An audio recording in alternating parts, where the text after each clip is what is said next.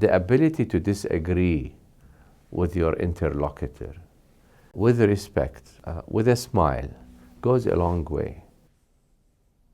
I have spoke truth to power many, many times. But I've always done it not in a confrontational manner. I've always tried to say no with a smile, and I learned that from my time in Israel.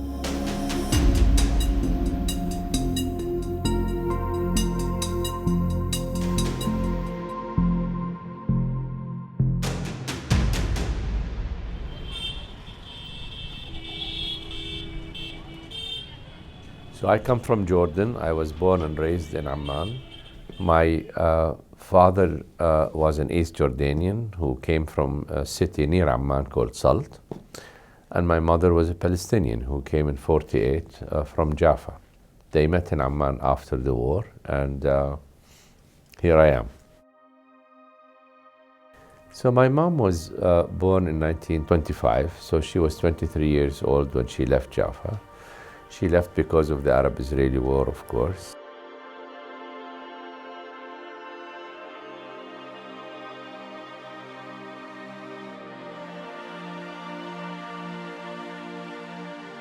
She thought they were leaving for just 2 weeks till the hostilities subside, and then she would go back. And of course, she never did. At the time, there were 900,000 Palestinians living in what today is Israel proper. 750,000 left. Jordan received about 400,000 of them, so about half of them came to Jordan. And unlike other Arab states like Syria or Lebanon, who never gave them citizenship, they were awarded full citizenship in Jordan. The two cultures are anyway extremely close, so it wasn't that difficult to integrate Palestinians who came to Jordan.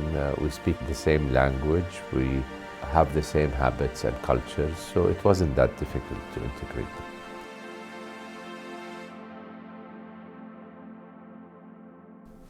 My generation lived in an era that was used to wars. It was a very difficult period, and growing up with all this turmoil was something that we had to cope with. A smoking Port Said greets British expeditionary forces as they arrive for an assault landing. I was born during a war. I was born in '56 when you had a tripartite war from Israel, Britain and France against Egypt. In '67, I was 11 years old, witnessed the '67 war, of course, which resulted in the loss of the West Bank, which was then part of Jordan, and a lot of refugees came to Amman, and I saw them firsthand. We all felt defeated. The battle for Bethlehem is brief, bloody, and decisive. Some 40 Jordanian defenders were killed, the remainder fled. Defeated by Israel, defeated by our own sort of system, which depicted things as going otherwise. Then we went through 1970, we had an internal war between the PLO and the Jordanian army.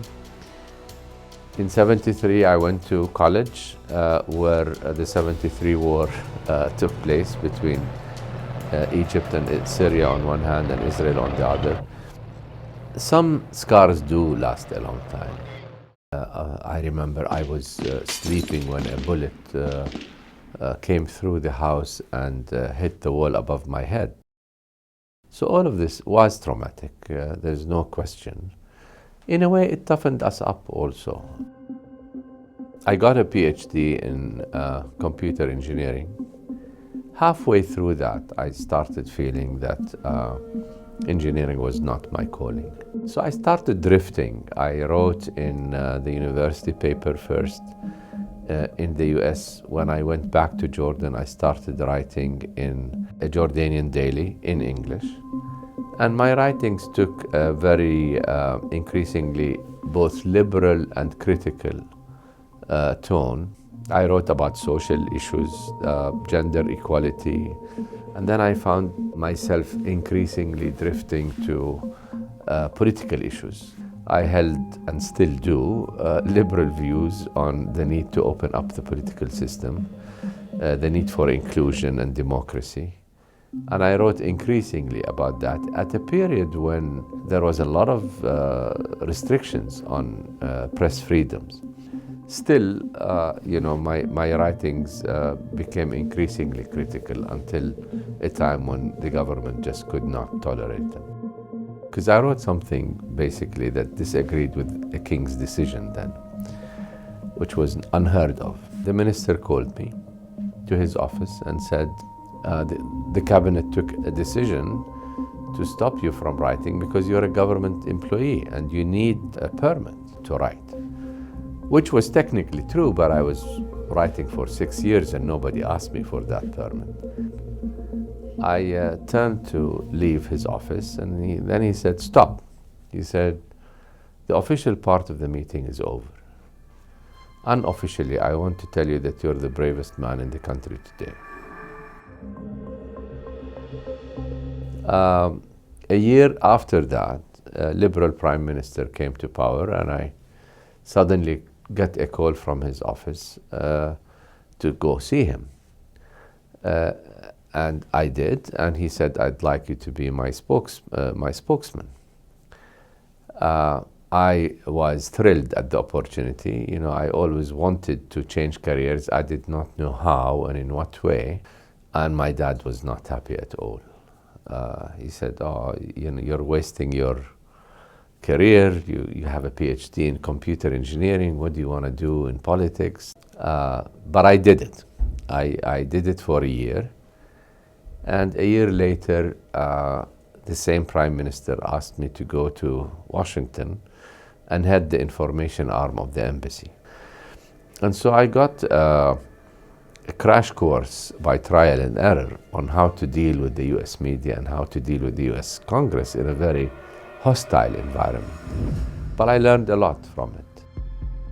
So because of the experience that I had dealing with the US press, when the peace talks started between Jordan and Israel, the government asked me to become the spokesman for the peace delegation. The negotiations were taking place in Washington anyway.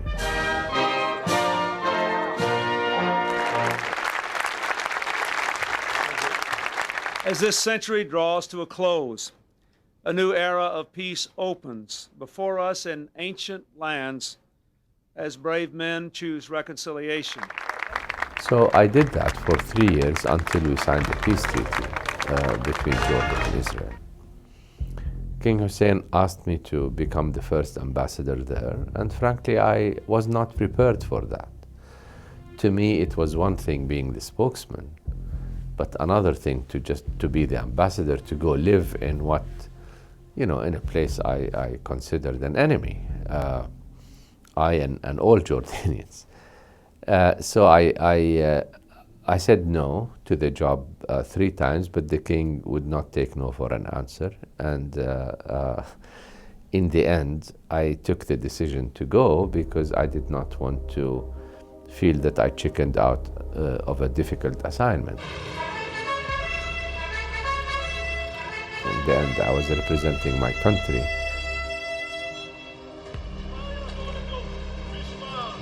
My mother, like I said, lived in Jaffa, which today is a suburb of Tel Aviv. She only had a picture of her house and the name of the street. And my first instinct was to go see my mother's house. So we go to that street, we park the car, and I start walking. And I found it. And of course, the first thing I wanted to do is knock on the door. But, to do this would have been a political statement 2 days after my arrival that would not have been seen favorably either by my government or by the Israeli government. So I did not. And frankly, I regret to this day that I did not. I would have very much liked to see how she lived. Her whole city, where she went to school where she taught. She taught at a school after she graduated, but I never got the chance to do that. My time in Israel was, to me, very productive because I used it to know more about different communities, about the Palestinians who stayed there, the difficulties they went through, the curfew they were under for 18 years, the fact that their political and economic leadership all left and they were left to rebuild themselves from scratch. I was very impressed by what they did out of literally nothing. And I visited almost every community they had, large and small, every village, every city they were in, listened to their stories, got to understand the Arab-Israeli conflict, not just from a political point of view, but from a human point of view. And so from day one, I kept telling, the media, Israelis I met, that just because we signed a peace treaty, that doesn't mean the problems are over, and that the core issue remains to be solved, which is between them and Palestinians. One of the sad things about the conflict is when Palestinians talk about their plight, they talk about it in collective terms, that 750,000 people left, which is traumatic in itself. But when you bring it down to the individual stories, to the human stories of what happened, it assumes a totally different dimension. And it is something that I think Israelis are much better at than Palestinians. They talk about individual stories. Because people around the world, until they hear of a story that means something to them, a collective tragedy doesn't mean much. It is abstract, if you want. What is happening in Gaza today? It's one thing to say that 45,000 Palestinians were killed. But when you also talk about the malnutrition that people are feeling, that they have no food, no access to water, no access to medicine, that hospitals are being bombed, it becomes another dimension when people understand the suffering, not in numbers, but in actual stories. One thing that being in Israel taught me is how to say no with a smile.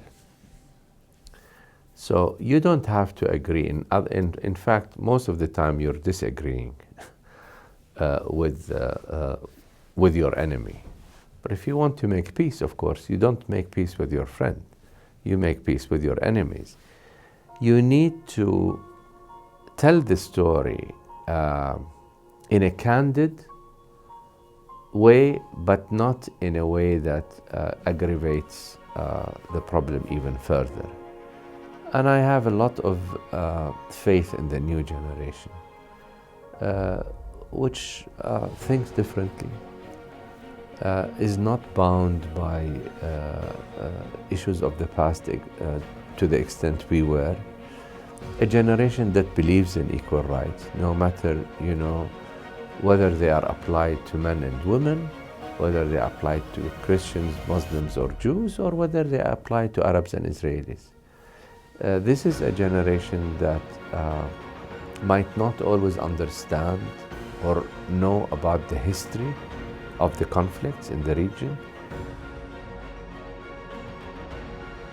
But it is a generation that believes in equal rights, and that's a sign of hope.